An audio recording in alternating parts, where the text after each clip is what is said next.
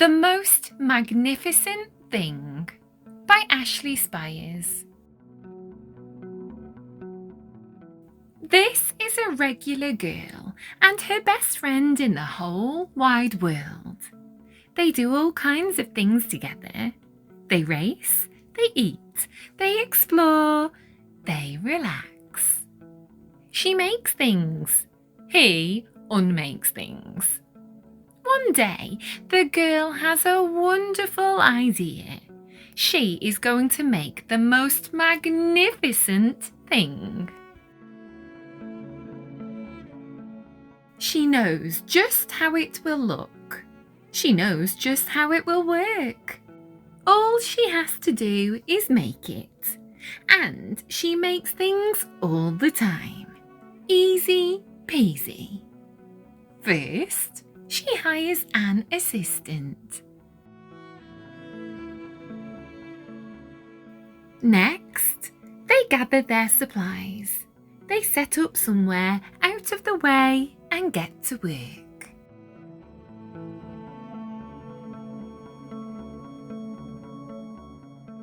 The girl tinkers and hammers and measures, while her assistant pounces and growls and chews.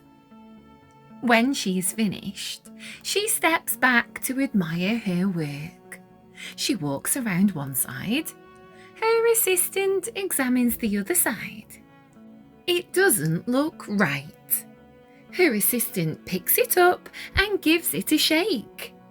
It doesn't feel right either. They are shocked to discover that the thing isn't magnificent or good. It isn't even sort of okay. It is all wrong. The girl tosses it aside and gives it another go. She smooths and wrenches and fiddles. Her assistant circles and tugs and wags. When she's finished, she stands up and takes a long look at it. Her assistant gives it a nudge with his paw. The thing is still wrong. She decides to try again. The girl saws and glues and adjusts. She stands and examines and stares. She twists and tweaks and fastens. She fixes and straightens and studies. She tries all different ways to make it better. She makes it square. She makes it round. She gives it legs. She adds antennae. She makes it fuzzy. She makes it long, short, rough, smooth, big, small. One even smells of stinky cheese. But none of them are magnificent. Her hard work attracts a few admirers, but they don't understand. They can't see the magnificent thing that she has in her mind. She gets mad. The angrier she gets, the faster she works. She smashes pieces into shapes. She jams parts together. She pummels the little bits in.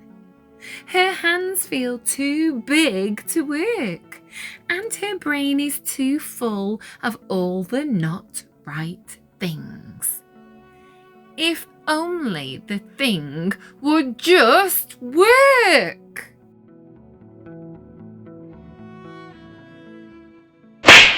Crunch!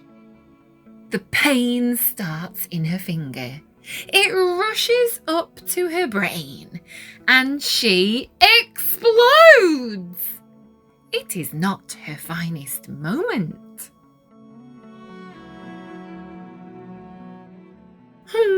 I'm no good at this, I quit. Her assistant suggests a walk.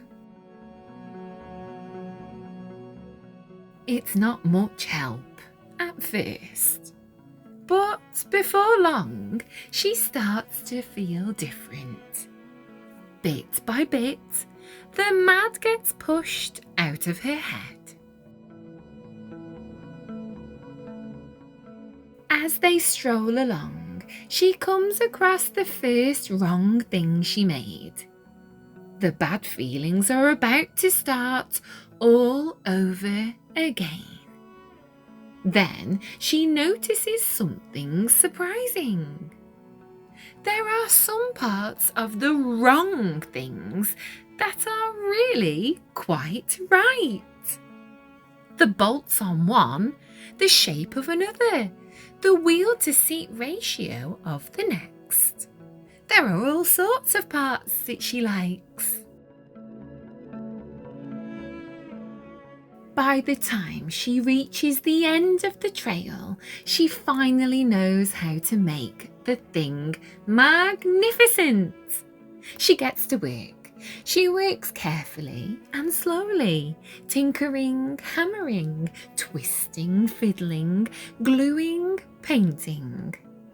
Her assistant makes sure there are no distractions. This is the perfect thing to ward off bears. This will stop that leak. This one's all wet. The afternoon fades into evening. Finally, she finishes. She alerts her assistant. The pair take a good, long look. It leans a little to the left, and it's a bit heavier than expected.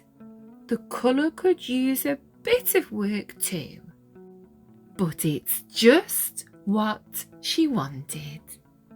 They climb aboard and take it for a spin.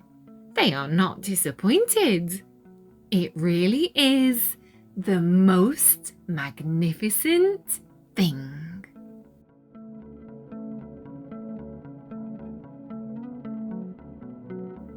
Thanks for watching Love to Read with Miss Ellis. Please remember to like, subscribe and comment.